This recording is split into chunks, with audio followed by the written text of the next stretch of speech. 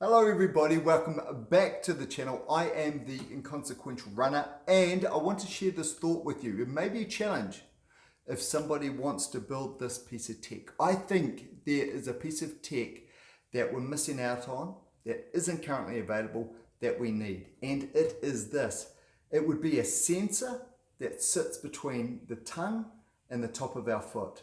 And why I'm advocating that we need something like that is if when you think about your foot strike and the way that your foot lands on the ground, what you'd want to have your foot disappear under your body with very little pressure on the front of the tongue. Because if you take it, let's take it to extremes.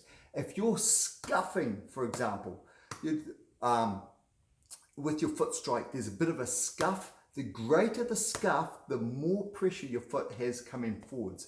And I noticed this out one day on a run where my foot was sort of sitting a little bit forward in the shoe because my feet weren't disappearing under my body as quickly as they should have. What we want, of course, is we want minimal ground contact, and that's one way of measuring it. But the other way to measure it is how much ground contact is occurring where we're putting pressure of our foot on, for example, the tongue, the top of the shoe, meaning our foot's trying to slide forwards, meaning that the shoe is scuffing and not disappearing out the back. What we want is we want a good amount of pressure in the heel, and of course there's going to be a lot under our foot because of the natural forces of the impact. We want our foot to land and we want the shoe to disappear up and back. The only pressure we should be putting in a perfect scenario on the laces and on the tongue is the pressure it's going to take to bring that shoe forward in the air and preparing it again for the next foot contact. Again, as I say, take it to extremes.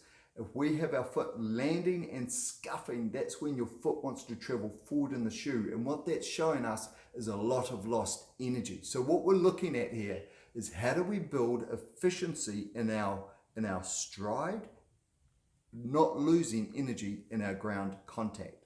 So increasing efficiency through not losing that energy in the ground contact, making sure that when we contact the ground, we're doing it in the right way, where the shoe lands on the ground, our body is propelling forwards, our leg, so anything from the knee or lower, is not causing any breaking, any scuffing. Now, the way we can monitor that, and this is that piece of tech I'm coming back to, is understanding what pressure we're putting on the top of our shoe. So the top of the upper. So we're talking the tongue, the laces region.